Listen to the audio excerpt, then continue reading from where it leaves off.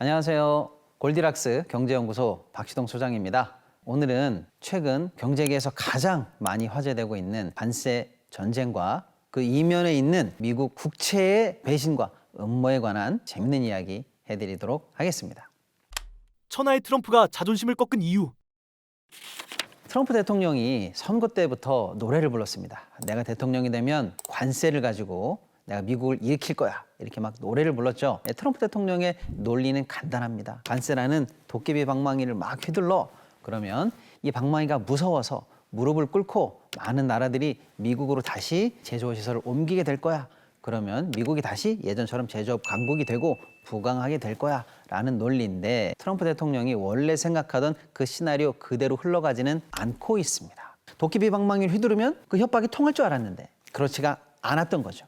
대표적으로 중국 같은 나라죠. 예전의 중국이 아니야 라고 하면서 적극 대응을 하고 있죠. 유럽도 마찬가지입니다. 오랜 우방이었는데 정말 하루아침에 친구 등에 칼 꽂고 너만 잘 살자고 그럴 수 있어? 우리도 우리 살 길 찾을 거야 라고 하면서 유럽도 강경한 입장을 취하고 있죠. 자, 그러자 관세 전쟁은 관세 전쟁대로 잘 되지 않고 일부 늘어난 관세 때문에 미국의 물가는 오르고, 그러다 보니까 이러다가 미국이 자기 발에 자기가 걸려서 넘어지는 거 아니야라는 굉장한 어떤 의구심, 회의론이 일어났었어요.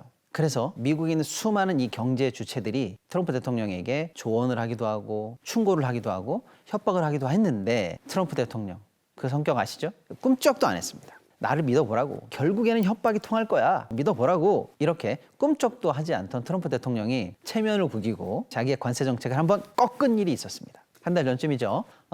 전 세계에 있는 유수의 60여 개국 이상의 나라에게 상호관세를 부과했습니다. 당신은 얼마, 당신 나라는 얼마, 우리나라도 25%의 상호관세를 부과받았었죠. 이렇게까지 강경하게 나가던 트럼프 대통령이 어느 날 갑자기 상호관세 발효를 90일간 유예합니다 라는, 트럼프 대통령 입장에서는 체면을 구기고 자기의 정책을 한번 꺾는 발표를 하게 됩니다. 왜 입장을 바꿨을까요? 이게 바로 미국 국채 시장의 비밀입니다. 미국이 가장 두려워하는 것? 미국은요, 국가 채무가 36조 달러입니다. 우리 돈으로 하면은요, 5경이에요. 5경. 천문학적인 재정 채무를 지고 있는 나라입니다. 그러다 보니까 미국 국채 이율이 조금만 올라가더라도 미국 정부가 부담해야 되는 이자 비용은 천문학적으로 늘어납니다. 그래서 사실은 증시가 조금 빠진다든지 환율이 조금 약세로 돈다라든지 미국 자산시장 일부가 해외로 이탈된다라든지 이런 것들은 미국 경제 주체가 심각하게 고려하지 않는데, 미국 경제의 아킬레스건은 뭐냐? 미 국채의 발작 증상, 미 국채의 수익률 상승, 이 부분을 미국이 가장 우려하고 있는 겁니다. 미국을 뒤흔든 국채 투매의 범인? 미 국채를 누가 제일 많이 갖고 있냐면 여러분, 일본이에요. 일본은 전통적으로 미국의 우방이에요. 미국에 맞서는 나라가 아닙니다. 경제, 정치, 외교 전부 다 미국 입맛에 맞추는 나라죠. 자, 그래서 미국 국채를 일본은 미국 정부가 원할 때마다 사줍니다. 그리고 미국 국채 시장의 안정성을 위해서 늘 같이 호흡하는 거야 라고 해서 정책적 기조도 늘 같이 맞춰왔었습니다. 그런데 아주 재미있는 사실이 드러났죠. 지난달 일본이 무려 29조의 미국 국채를 매도했다라는 소식입니다. 이게 왜 이례적이고 의미가 있는 소식인지 말씀드려 보겠습니다. 트럼프 대통령이 상호관세를 막 발표하고 세계를 시끄럽게 만들 때 이러면 큰일 납니다라고 주위에서 아무리 말해도 끔찍하지 않았는데, 그때 무슨 일이 일어났냐면요, 아시아 시장에서 미국 국채의 투매가 잡혔다라는 얘기가 삽시간에 전 세계 금융시장에 퍼집니다. 그래? 아시아에서 누가 미국 국채를 던졌단 말이야. 그래서 국채 가격이 떨어지게 됩니다. 누가 막 판단 얘기예요. 물건이 흔해지니까 국채값이 떨어진 거죠. 그러면요, 국채 수익률은 올라갑니다. 그래서 소위 말하는 미국 국채 수익률의 발작 증상이 아시아에서 일어난 겁니다. 미국 본토에까지 이 소식이 전해진 거죠. 아시아에서 누가 미국 국채를 던지고 있어. 그러면 이게 나중에 미국 부채에 엄청난 영향을 줄 거야. 그럼 우리 정부가 내야 되는 이자 부담이 걷잡을 수 없어. 큰일 났어. 시장에서는 미국 국채를 그럼 누가 던졌을까? 당연히 미국과 관세 전쟁을 하고 있는 중국이 던졌을 거라고 생각했습니다. 미국 자꾸 우리에게 145% 관세를 물려, 또 반도체를 통제해 라고 계속 협박하는데, 우리도 카드가 있다고, 한번 맛만 보여줄게 라고 하면서 중국이 시장에다가 미국 국채를 던졌다라는 분석이 힘을 얻고 이게 미국까지 쭉 보고가 된 거죠. 그래서 결국 트럼프 대통령이 이 국채 시장의 발작만큼은 견디지 못하고 상호관세를 전격적으로 90일 유예하는 조치를 했다라는 게 그 당시 분석이었습니다. 이 일련의 사건에서 드러난 핵심적인 내용이 뭡니까? 미국 국채는 트럼프 대통령에게 아킬레스건이다. 아시아에서 국채를 던지기 시작하면 미국이 흔들릴 수 있다. 이게 드러났죠. 그래서 야, 중국이 이번에 효과적으로 트럼프 아주 잘 다뤘어 라는 평가가 있었습니다. 그런데 막상 시간이 2주 지나고 나서 보니까 아시아 시장에서 미국 국채를 던졌던 게 중국이 아니었다는 거예요. 늘 미국의 우방이었고 미국의 뜻에 거스르지 않았던 일본에서 무려 29조의 미국 국채 투매가 나왔다는 겁니다. 너무나 충격적입니다. 아무도 예상 못했어요. 이렇게 민감한 국면에서 왜 하필 일본이 미국 국채를 던졌을까? 일본의 노림수는 뭐였을까? 이건 도대체 어떻게 해석해야 되는가 난리가 났었습니다. 일본에게 물었죠. 왜 그랬습니까? 일본은 이렇게 얘기합니다. 일본이 미국 국채 시장 흔든 이유? 그렇게 의미 크게 해석하지 마세요. 예. 우리 채권을 갖고 있던 우리 금융기관들이 자산 리밸런싱하는 과정에서 자연스럽게 나올 수 있는 타이밍에 주기적으로 나오는 그 정도 매도였지 절대 우리가 세계 시장에 또 미국에 파문을 일으키려고 한 게 아닙니다. 의미를 확대 해석하지 마세요라고 나오는 게 공식적인 대답입니다. 그런데 그거 믿을 사람이 없죠. 시장은 이런 가설을 세워봅니다. 첫 번째 가설, 천하의 일본이 이 관세 전쟁의 피해자를 미국으로 생각한다는 겁니다. 이 관세 전쟁의 끝에 미국의 승리가 있지 않다고 생각해서 한시라도 빠르게 자산을 정리하고 셀 아메리카에 동참한 거 아니냐라는 가설입니다. 이 가설 그 자체로도 충격적이죠. 미국과 한편에서 중국을 봉쇄하고 이 무역 전쟁을 승리로 이끌어야 되는 가장 큰 동반자가 이 전쟁의 패배자를 미국으로 예측했다는 거니까요. 충격입니다. 그런데 더한 가설도 있습니다. 두 번째 가설. 트럼프 주위에 강경파가 있었어요. 관세 부과해야 됩니다. 굴복시켜서 이길 수 있습니다. 이런 강경파들이 있었는데 이렇게 세게 나갈 때가 아니야 라고 하는 소위 말하는 온건파, 협상파, 밀당파가 결국에는 어떻게든 트럼프를 설득해야 된다고 생각했을 거예요. 당장의 주식이 떨어지고 당장의 채권이 떨어지고 당장의 달러가 자기네들이 예측한 대로 흘러가지 않을 때 어마어마한 손실을 보는 첫 번째 피해자가 누구냐? 월가예요. 어마어마한 금융가들입니다. 이 사람들이 이 트럼프의 폭주를 제어하고 싶어 했을 거예요. 이 사람들의 대표 주자는 누구냐? 지금 재무장관으로 있는 베센트입니다. 그래서 이 베센트 계열에 있는 이 월가를 등에 업은 이 사람들은 트럼프를 제어할 수 있으려면 지금까지 했던 설득 논리로는 안 된다라고 생각한 거예요. 그럼 결국에는 그 사람들도 미국 국채가 아킬레스건이라는 건 알고 있었기 때문에 국채를 떨어뜨리자 이렇게 생각했을 수도 있습니다. 그래서 오히려 가장 우방 그룹인 일본을 통해서 마치 중국이 한 것처럼 아시아 시장에서 국채를 던지게 만든 거 아닌가라는 게 두 번째 가설입니다. 이 가설은 더욱더 충격적이죠. 트럼프를 멈춰 세우기 위해서 모종의 그룹과 그 그룹의 시나리오에 동의한 일본의 그룹이 금융시장을 통해서 관세 전쟁을 멈추려고 했다는 겁니다. 엄청난 사실은 음모와 전략이 들어있었다는 건데 이 시나리오에 따르면 월가와 베센트는 주연, 일본은 조연, 이 둘이 만든 어마어마한 음모의 드라마라는 거죠. 어쨌거나 일본은 아무 잘못도 없고 일본은 아무 생각이 없이 그저 무심결에 늘 하던 대로 자산 리밸런싱을 했을 뿐인데 세상이 이렇게 큰 평지풍파가 일어난 건지 아니면 일본이 먼저 미국의 패배를 예상하고 자산을 정리하기 시작한 건지 아니면 가설 2처럼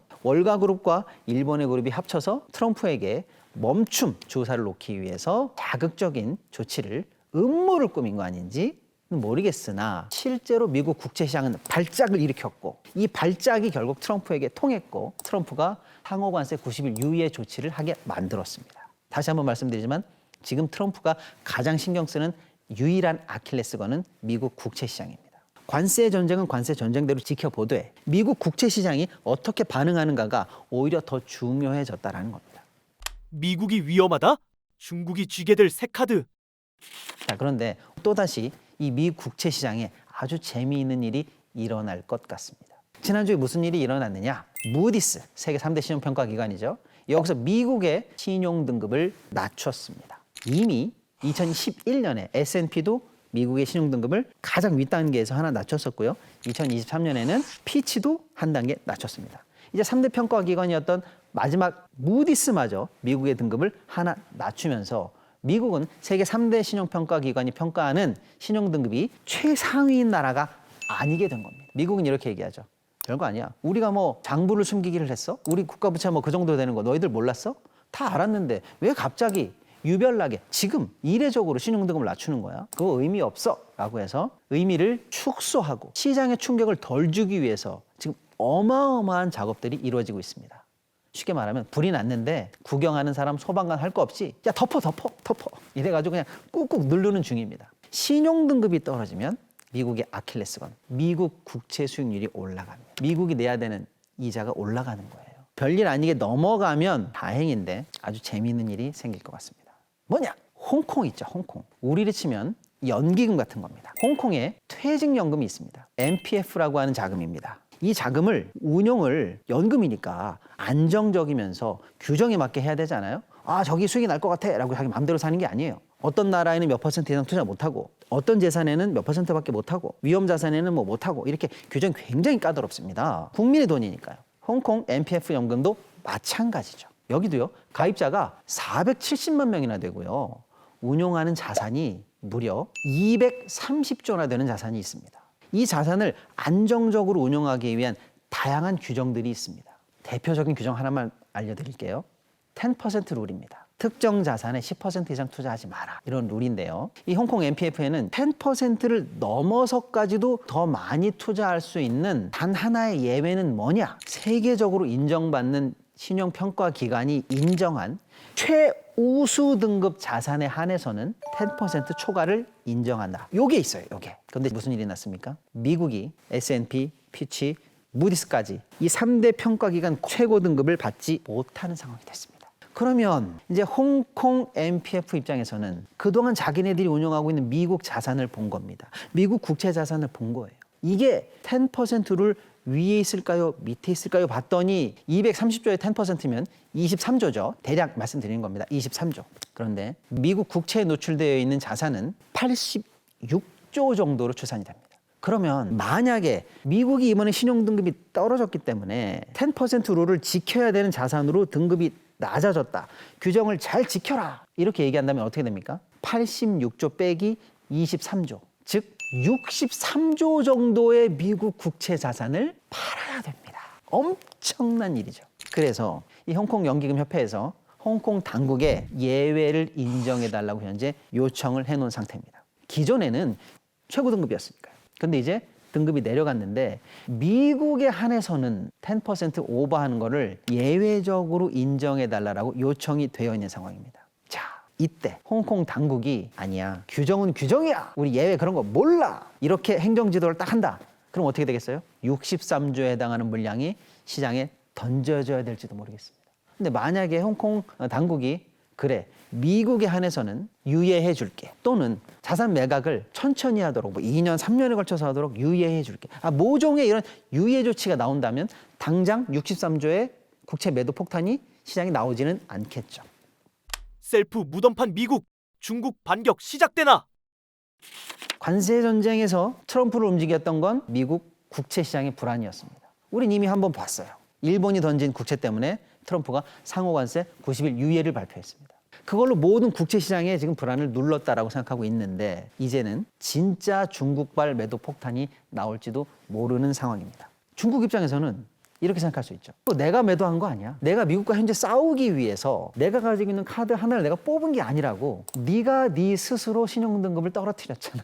이건 네 책임이라고 하면서 모든 책임을 미국에 돌릴 수 있는 상황입니다. 미국이 저지른 일 때문에 중국이 새로운 카드가 하나 생긴 거죠. 팽팽한 상황이었는데 이 유예 조치를 승인하느냐 마느냐가 이제 관세 전쟁의 새로운 카드로 올라간 겁니다. 지켜보시자고요. 과연 일본처럼 중국도 어느 순간에 트럼프를 멈춰 세울 때 홍콩발 국채 매도 폭탄을 쓸 것인지, 아니면 칼집에 이 칼을 넣어놓고 우리 칼 있다 이렇게 협박하면서 관세 전쟁에서 유리한 국면으로 뭔가 판을 바꾸고 싶을 때 이 카드를 중국이 적절히 쓰는지 아주 재미있는 일이 될 것 같고요. 여러분이 국채 시장에 대한 이해, 이게 미국 경제에 미치는 영향, 그리고 지금 세계적으로 가장 뜨거운 관세 전쟁에 미치는 영향까지 재밌게 보실 수 있을 것 같아서 오늘 이 주제를 가지고 와 봤습니다. 오늘 준비한 내용은 여기까지입니다. 감사합니다. 영상이 유익하셨다면 KNN 스피치 구독, 좋아요, 알림 설정 부탁드립니다.